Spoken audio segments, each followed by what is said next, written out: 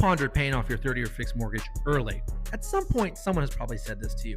Wait a minute, don't do that. That's stupid. You could go earn 10% in the market. That's way better than paying off your 6 or 5 or 4% interest rate on your mortgage. Don't pay off your mortgage. Invest in the market. Is that the right idea? Well, in today's video, we're going to explore exactly that. We're going to compare two systems. My favorite mortgage payoff system, the MFL system, which allows you to pay off a mortgage in 9 years or less, save 6 figures in interest, and set up a tax-advantaged retirement fund for yourself. And we're going to compare that to simply investing your money in the S&P 500, let's say, earning 10% like clockwork compounded every year for 30 years. And at the end of those 30 years, which one is better for you? I don't know. Might surprise you. Let's take a look. So over here, we're going to have Adam, and he's going to be our guy who wants to pay off his mortgage, and he's going to use the MFL system to do so. I've done other videos on the MFL system and how it compares to other mortgage payoff ideas, such as biweekly payments or principal payments, additional principal payments. MFL comes out the best, and if you've seen my other video, I use these same numbers a lot of the time. He comes out here paying off his mortgage in 8 1/4 years, saving $360,000 in interest, and sets up for himself a tax-advantaged retirement income. We're going to get to that in just a second. Now, Adam over here is not a fool. He wants to invest as well. It's just that he prioritizes paying off his mortgage first. So once he has paid off his mortgage, and it's going to take him 8 1/4 years, we're just going to round it up to 9 years. At 9 years, Adam is going to start investing. Now, when he does so, he's going to invest the $1,667 that he has left over in his checking account at the end of every month. And this payment here on this mortgage before he got the MFL system was going to be $3,000. Because he did the MFL system, that payment got lower and lower and lower every month and every quarter that he had positive cash flow, right? It has the effect of bringing down, kind of snowballing his debt until he has no mortgage payment at all. Now he's got no mortgage, so he wants to send the $3,000 that he was accustomed or was about to pay for his mortgage. He wants to send that together with the $1,667 to the market to try and catch up with Bob over here, who has gotten a 9-year head start. Now, one thing going for Adam is that I mentioned he has a tax-advantaged retirement income. For Adam over here, based on his age and when he gets started, it's going to be a tax-advantaged retirement income of $150,000 a year. And it actually can go up, but let's just look at it at what it's going to be starting at age 65. It's going to be $150,000 a year. Now, that's nice and all, but is that enough? Is that going to be enough to catch up with Bob over here? Because Bob's going to start investing right away, and he's going to put that $50,000 into the market right away. Like we said, earning 10% compounding without question, monthly compounding every year for 30 years. He's happy to keep the mortgage because in 30 years, he'll have paid it off. And he's going to also send the checking surplus that he has towards the market. He gets a 9-year head start, and he's going to compound this 10% for 30 years. So, of course, the question becomes, after those 30 years, both gentlemen are going to be 65 years old at that point. Who is going to be looking better at that point at age 65? Who's going to have a better financial snapshot? Who's going to be able to get more retirement income starting at age 65? Let's see. So over here, we've got Bob, and Bob, like we said, is investing that $50,000 with the $1,667 going in every month. It's basically $20,000 a year for 360 months, basically 30 years. Like I said, 10% rate of return monthly compounding. We've got Bob here putting in a total of $650,000 over those 30 years, getting a nice bit of money here and having a total of $4,791,000 at the end of those 30 years. Now, like I said, we're using a brokerage account. He didn't do any rebalancing, as in there was no taxes until this moment, 30 years later. Now we've got to calculate the long-term capital gains, and we're using 20%. We've got to figure out what that tax situation looks like, and then we can figure out what is he going to be able to take out in retirement income. And now over here, we've got Adam. And so what we're going to do with Adam, like we said, is he does not get the benefit of that $50,000 going straight into the market. Instead, it went towards the mortgage payoff system. But what he does have is additional cash flow starting in year 9 that he's combining that $3,000 together with his checking surplus. He only does it for 21 years. That's 252 months, earning the same 10% monthly compounding. He ends up putting in more money because he's trying to catch up, right? He puts in $1.1 million and some change, earning also a nice rate of return.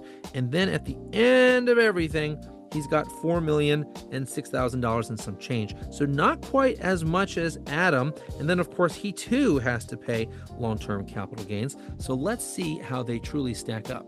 So just to show you, I enlisted the help of ChatGPT to kind of calculate the taxes due here. So here we've got Bob again at the $4,791,000. And what we're doing over here is we're calculating, you can pause the video if you want to follow the math, but just a short version here is we're calculating what is his effective tax rate over here between how much he contributed and what's the interest gain on that, right? Then what we're doing is I want a 4% rule, pretty common retirement rule. The 4% rule, though, I want it net of taxes, not, hey, Bob here can withdraw 4%, but then he's got to take into account taxes. No, I want the 4% to be net of taxes. And so ChatGPT has been so kind to provide me a little summary here. So like we said, we had the $4,791,000. He's going to be able to do a gross withdrawal, Bob will, of $231,000, which means after everything, taxes, I mean, he's going to get $191,660 into his bank account after those taxes. Now let's take a look at Adam. All right, so here we go. Here is Adam trying to catch up. He's got to put in $4,667 for 21 years to try and catch up with Bob. Now, same thing. I'm trying to figure out here. I had ChatGPT help, of course, with the taxes. What is his effective tax rate? You can pause the video. Sorry if I'm going too fast. You can pause the video to follow that math if that helps you. I'm just trying to keep it moving along for those who are not math nerds. And then we're doing the 4% withdrawal rate. And again, I want it net of taxes. So you can see the gross that Adam here can take out is $186,000. However, he's only going to get $160,000 after taxes. So let's put it on the board over here. So Bob was able to earn a nice chunk of money.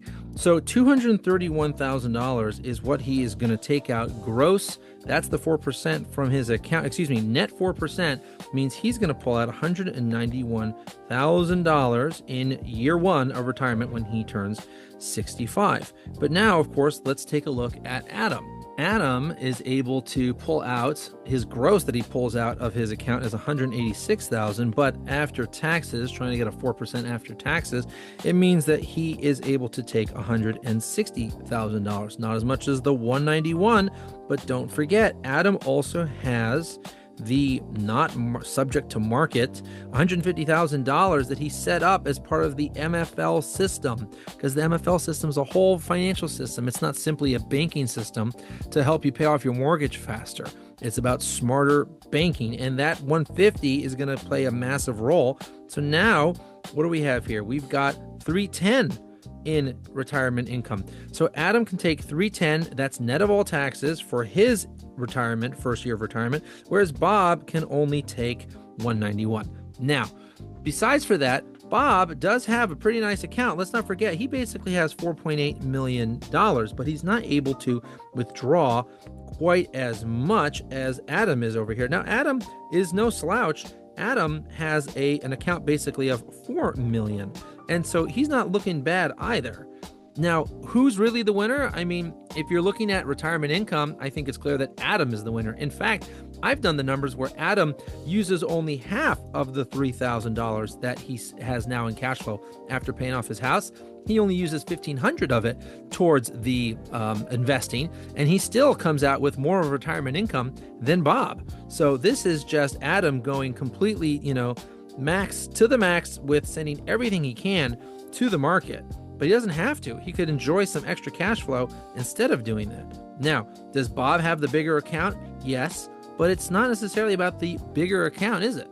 So what could happen for Bob, though, is that Bob could decide to keep investing 100% in equities, you might say. He can keep trying to get his 10%, and he has a bigger account. Well, Adam can do the same thing, of course. He can also keep investing, and he's got no slouch of an account. He can keep earning 10% as well. And plus, that 150, it's not static. That also is going to actually increase over time. So I'm sorry to say it. I know that a lot of people just want to kind of go, hey, 10%, that is more than 6% over here. Why would I pay that off? But of course, it's not that simple. But it takes the right system. Most people, when they're talking about paying off their mortgage, they're not talking about the MFL system. They're talking about sending additional principal payments to the bank. They're talking about biweekly payments or something like that. And in that case, yes, I could certainly understand why Bob comes out way ahead. But then again, it's about the right tool for the job. The right vehicle gets you to where you want to go. And yeah, I guess I'm partial, but I think the MFL system is a heck of a system. So that might not have been what you expected. You would have thought that 10% for sure beats saving on a 6% mortgage or for sure on a 4% mortgage. But as you see, it's not that simple. Well, which of these two options is better for you? I couldn't quite say, but if you're interested in exploring the MFL system for yourself to figure out if you qualify, you can go into the description below and find my contact info and get in touch with me. And we'll figure out if it's something you qualify for. Now, if you want to hear a real life story straight from the source, I did an interview with RJ, and RJ describes how he paid off his mortgage in 7 years. In fact, he will even tell you how life has been now that he's mortgage free. Why don't you check out our other video and see how it's been going for him?